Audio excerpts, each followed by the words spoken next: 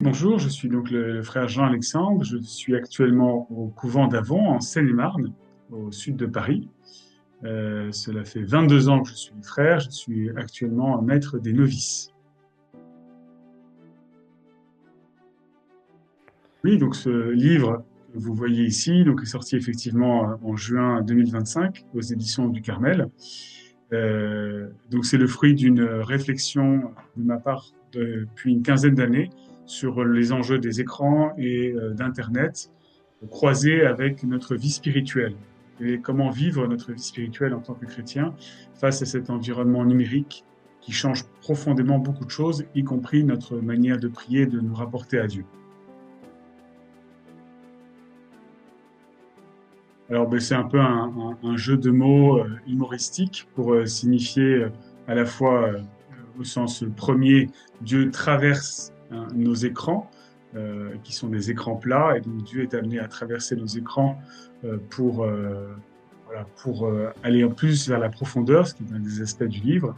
Et puis Dieu crève l'écran aussi, c'est dans l'expression en français, Dieu apparaît à l'écran de façon assez massive, et l'enjeu pour notre vie spirituelle, c'est que Dieu soit au centre de nos vies.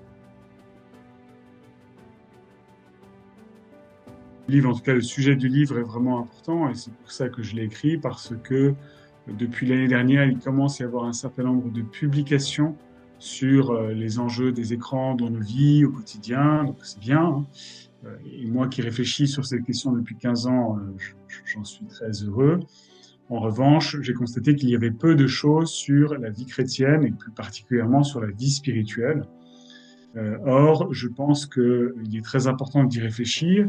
Et d'autre part, j'ai aussi la conviction que c'est justement la vie intérieure et la vie spirituelle qui fait partie un peu des antidotes, des remèdes à un certain nombre de pathologies qui sont liées aujourd'hui à une dépendance trop grande vis-à-vis des écrans.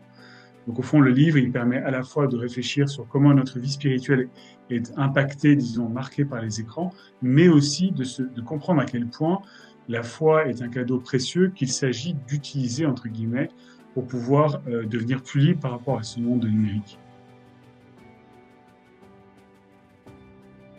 Ben, je dirais, apprenez à devenir libre dans ce monde hyper connecté en développant une vie intérieure profonde, riche et forte avec la grâce particulière des saints du Carmel.